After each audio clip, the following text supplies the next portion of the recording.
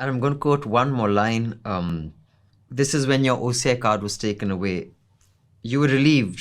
You did not have to justify India. You were home.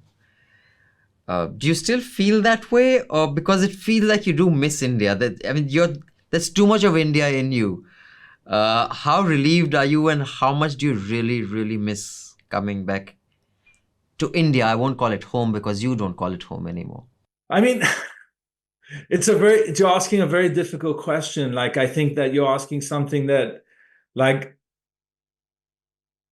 that relationship between, I guess, a kind of emotional trauma and like you want to try to reckon with it. I know that in the moment, like that pressure to belong in India, to have that like lifted from me, and to be able to be in the world and to be able to like use my or have my like curiosities, my lines of interest being all of those things restored to me because I did feel very comfortable in the world and I did feel like this ability to travel and to go to places that are not your own and to find people and to start to talk to them and to build a narrative. Like it is a gift and it's something that I feel very, very sort of possessive of or proud to possess.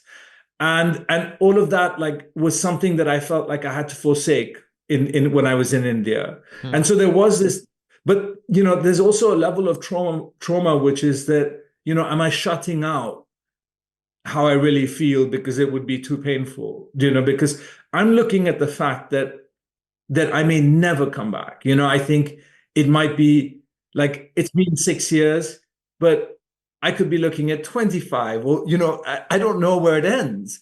The first essay in this book is in Istanbul, and when I began my writing career, that was 2003, and Erdogan had just come to power.